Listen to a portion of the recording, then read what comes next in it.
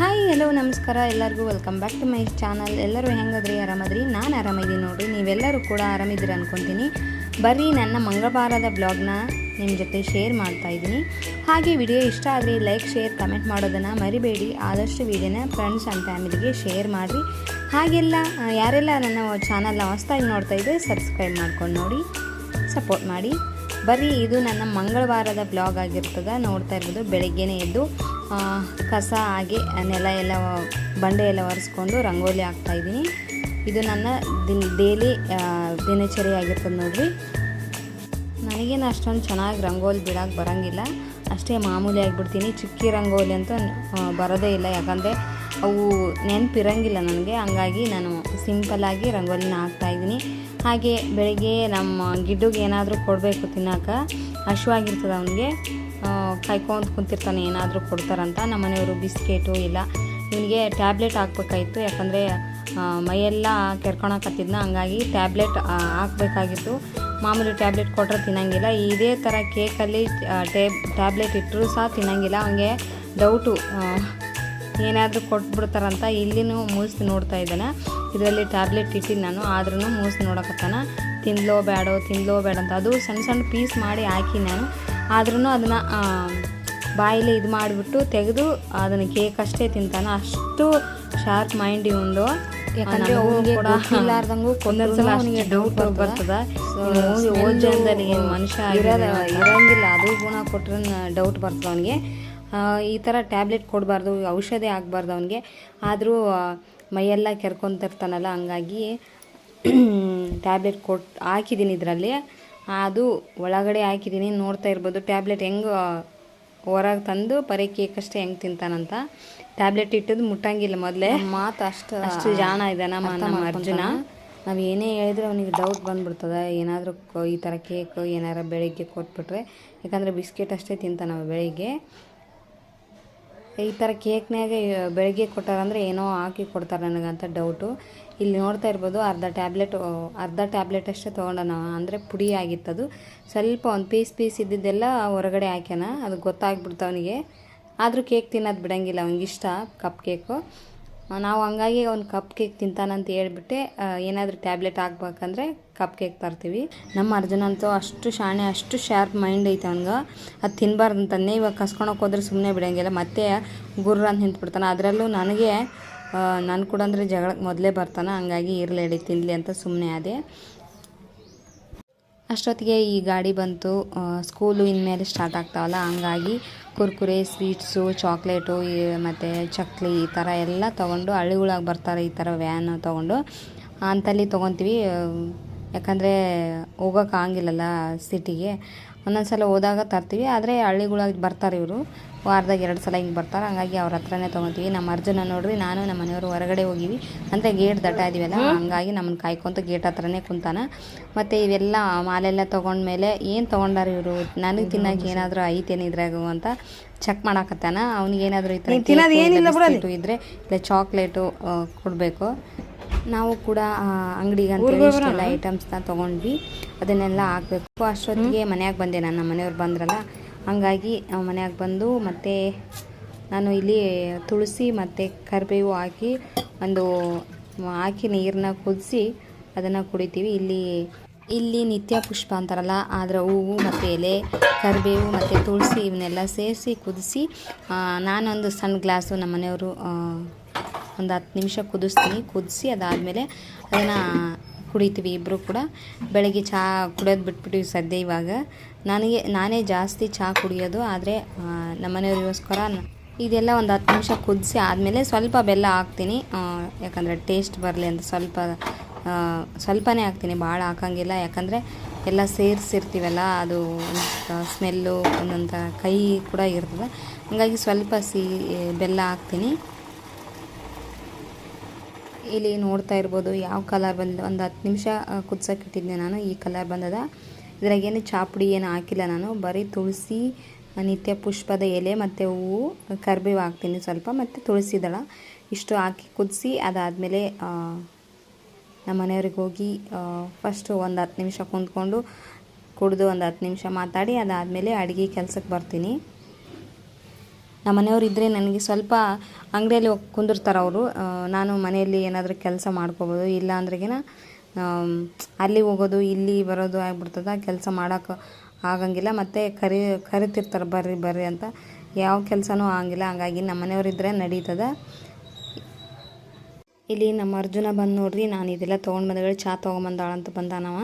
ಚಹಾ ಆಗಿದ್ರೆ ಚಹಾದಾಗ ಬಿಸ್ಕೆಟ್ ಅದು ಕೊಡ್ತಾರಂತೇಳಿ. ಇದು ಚಹಾ ಅಲ್ಲ, ಆದರೂ ಚಹಾದಾಗ ಅದು ಕೊಟ್ಟರೆ ಬಿಸ್ಕೆಟ್ ತಿಂತಾನ, ಇಲ್ಲಾಂದರೆ ತಿನ್ನಂಗಿಲ್ಲ.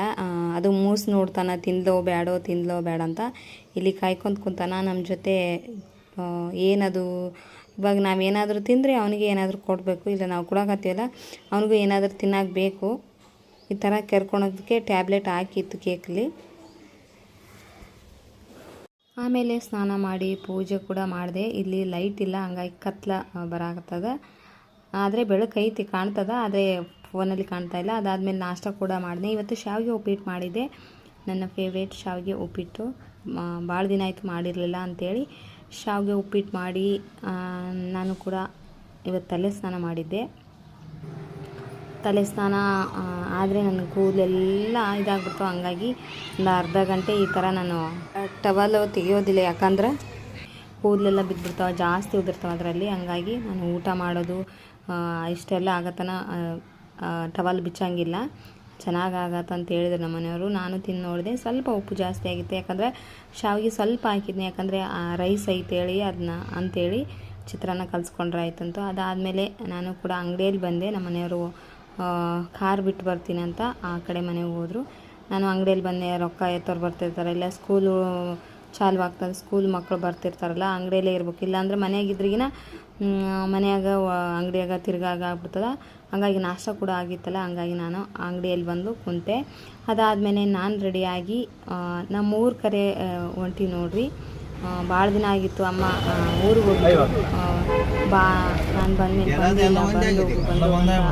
ಡೀಸೆಲ್ ಎಲ್ಲ ಹಾಕಿದ್ರು, ಹಂಗಾಗಿ ಹೋಗಿ ಬಂದ್ರಾಯ್ತು. ಇನ್ಮ್ಯಾಗ ಹೋಗೋದಾಗಲ್ಲ, ಯಾಕಂದರೆ ಸ್ಕೂಲ್ ಸ್ಟಾರ್ಟ್ ಆಗ್ತಾವೆ, ಅದರಲ್ಲಿ ಹೊಲಕ್ಕೆ ಹೋಗಬೇಕು. ಹಂಗಾಗಿ ಹೋಗೋದಾಗಲ್ಲ. ಇವತ್ತೊಂದು ದಿನ ಹೋಗಿ ಜಲ್ದಿ ಬಂದ್ರಾಯ್ತು ಅಂತ ಹೋದೆ. ಅಲ್ಲೇನು ವೀಡಿಯೋ ಮಾಡ್ಕೊಳಕ್ಕೆ ಹೋಗಿಲ್ಲ, ಯಾಕಂದರೆ ಭಾಳ ದಿನಕ್ಕೆ ಹೋಗಿನಿ. ಟೈಮ್ ಪಾಸ್ ಮಾಡಿದ್ವಿ ಎಲ್ಲರ ಜೊತೆ ಮಾತಾಡಿ. ಮಧ್ಯಾಹ್ನ ಊಟ ಎಲ್ಲ ಮುಗಿಸ್ಕೊಂಡು 4:30 ಆಗಿತ್ತು. ಅಲ್ಲಿ ಬಿಟ್ವಿ. ನಮ್ಮಮ್ಮ, ನಮ್ಮಪ್ಪ, ನಮ್ಮ ಅಣ್ಣನ ಮಗಳು ಎಲ್ಲರೂ ನನ್ನ ಕಳ್ಸಕ್ಕೆ ನಿಂತಾರೆ ನೋಡ್ರಿ. ನಮ್ಮ ತಮ್ಮ, ಹಾಗೆ ನಮ್ಮ ಅಣ್ಣನೇ ಅಂತೆ ಎಲ್ಲರಿಗೂ ಹೋಗಿ ಬರ್ತೀನಿ ಅಂತೇಳಿ ಬಂದ್ವಿ.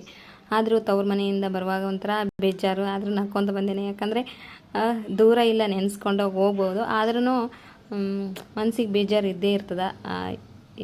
ಎಷ್ಟೇ ಗಂಡನ ಮನೆಯಾಗಿರಲಿ, ತವ್ರ ಮನೆಗಾಗೋ ಹೋಗಿ ಹೋಗುವಾಗಿರೋ ಖುಷಿ ಬರುವಾಗಿರಂಗಿಲ್ಲ.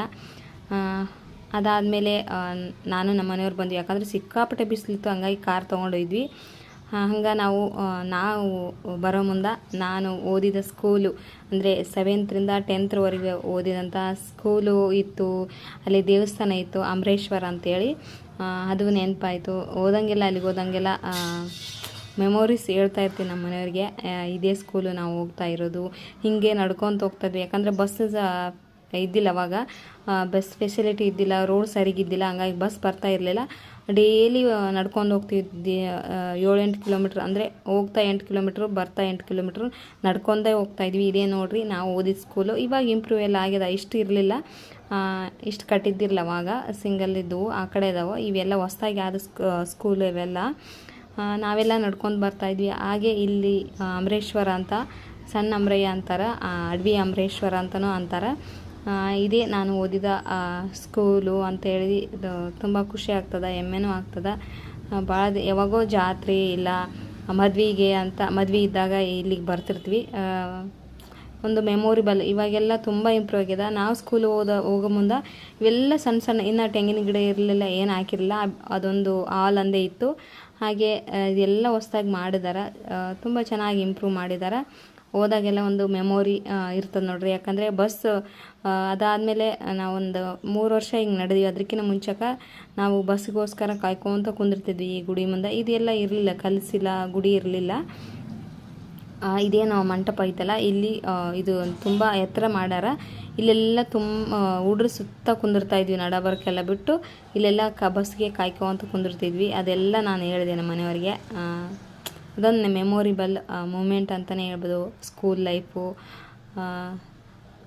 ಎಷ್ಟು ಜಲ್ದಿ ಟೈಮ್ ಆಗಿಬಿಡ್ತದಲ್ಲ. ನಾವೆಷ್ಟು ಚಿಕ್ಕ ಮಕ್ಕಳು ಸ್ಕೂಲಿಗೆ ಹೋಗೋದೇ ಚಂದ ಅನ್ನಿಸ್ತದ. ಅವಾಗ ಸ್ಕೂಲಿಗೆ ಹೋಗುವಾಗ ಯಾವಾಗ ಸ್ಕೂಲು ಬಿಡ್ತೀವಪ್ಪ ಅನಿಸ್ಬಿಡ್ತದೆ. ಆದರೆ ಇದು ಇವಾಗ ಅನಿಸ್ತದ ಇವಾಗ ಸ್ಕೂಲಿಗೆ ಹೋಗ್ಬೇಕಾಗಿತ್ತು ಅಂತ ನಿಮಗೂ ಅನಿಸ್ತದ. ಇಲ್ಲಿ ನೋಡ್ರಿ, ನಾವು ಬರೋಷ್ಟೊತ್ತಿಗೆ ನಮ್ಮ ಅರ್ಜುನ ಕಾಯ್ಕೊಂತ ನಿಂತಿದ್ದ. ನಮ್ಮ ಗಾಡಿ ಸೌಂಡ್ ಕೇಳಿ ಎಲ್ಲಿಗೆ ಹೋಗಿದ್ರಿ ನನ್ನ ಬಿಟ್ಟು ಅಂತ ಕಾಯ್ಕೊತ ನಿಂತಾನ. ಹಾಗೆ ಊರಿಗೆ ಹೋಗಿದ್ವಲ್ಲ, ಸ್ವಲ್ಪ ಜೋಳ ಮತ್ತು ಅಮ್ಮ ಒಂದಿಷ್ಟು ಇದು ಐಟಮ್ಸ್ ಕೊಟ್ಟು ಕಳಿಸಿದ್ರು. ತಾಯಿ ಮಗಳ ಬಾಂಧವ್ಯ ಅಷ್ಟೇ ಅಲ್ರಿ, ಏನಿಲ್ಲ ಏನು ಬೇಕು ನಿನಗೆ ತೊಗೊಂಡೋಗು ಅಂತ. ನಮಗೆ ಜೋಳ ಇರಲಿಲ್ಲ, ಹಂಗಾಗಿ ಒಂದು 10-15 ಸೇರು ಜೋಳ ಹಾಕ್ಕೊಂಡು ಬಂದ್ವಿ. ನಮ್ಮ ಅರ್ಜುನ ನೋಡ್ರಿ ಜಗಳಕ್ಕೆ ಚಾಲು ಮಾಡಿಬಿಟ್ಟಾನ. ಯಾರು ಓಡಾಡಬಾರ್ದು ದಾರಿಯಲ್ಲಿ, ಜಗಳ ಚಾಲು ಮಾಡಿಬಿಟ್ಟಾನ. ಹಂಗೆ ನೀವೇನು ತೊಗೊಂಡು ಬಂದಿರಿ ನನಗೆ ಅಂತೇಳಿ ಕಾಯ್ಕೊತ ಎಲ್ಲ ಚೆಕ್ ಮಾಡ್ತಾನವ. ಚೀಲ ಎಲ್ಲ ಚೆಕ್ ಮಾಡ್ತಾನೆ. ಇದು ಏನು ಅದು ಏನು, ನನಗೇನು ತೊಗೊಂಡು ಬಂದಿರಿ, ತಿನ್ನಕ್ಕೆ ಏನೈತಿ ಅಂತ. ಮನೆಗೆ ಬಂದರೆ ಖುಷಿ ಆಗುತ್ತೆ. ನಮ್ಮನ್ನೂ ಒಬ್ಬರು ಕಾಯೋರು ಇದ್ದಾರಲ್ಲ, ನಮಗೋಸ್ಕರ ಒಂದು ಜೀವ ಐತಲ್ಲ ಅಂತ. ನೋಡ್ರಿ ಹೆಂಗೆ ಹುಡ್ಕಾಕತ್ತಾನವ ನನಗೂ ಏನು ತಂದಿರಿ ಅಂತ. ಅದರಲ್ಲಿ ಸೀರೆ ಮತ್ತು ಈ ಥರ ಇದ್ದಾವೆ, ಗೋಧಿ ಮತ್ತು ಜೋಳ ಇವೆಲ್ಲ ತೊಗೊಂಡು ಬಂದೀನಿ. ಆದರೆ ಅವನಿಗೆ ಕ್ಯೂರಿಯಾಸಿಟಿ ಏನು ತೊಗೊಂಡು ಬಂದಾರ ನನಗೆ ಅಂತೇಳಿ. ಇದಾಗಿತ್ತು ರೀ ಮಂಗಳವಾರದ ಬ್ಲಾಗ್. ವಿಡಿಯೋ ಇಷ್ಟ ಆದರೆ ಲೈಕ್, ಶೇರ್, ಕಮೆಂಟ್ ಮಾಡಿ. ಹಾಗೆ ಆದಷ್ಟು ವಿಡಿಯೋನ ಫ್ರೆಂಡ್ಸ್ ಆ್ಯಂಡ್ ಫ್ಯಾಮಿಲಿಗೆ ಶೇರ್ ಮಾಡಿರಿ. ಹಾಗೆ ನಿಮ್ಮ ಅನಿಸಿಕೆ ಅಭಿಪ್ರಾಯನ ಕಮೆಂಟ್ ಮೂಲಕ ತಿಳಿಸ್ರಿ. ನಾನು ಮತ್ತೆ ಮುಂದಿನ ವಿಡಿಯೋದಲ್ಲಿ ಸಿಗ್ತೀನಿ. ಅಲ್ಲಿವರೆಗೂ ನಮ್ಮ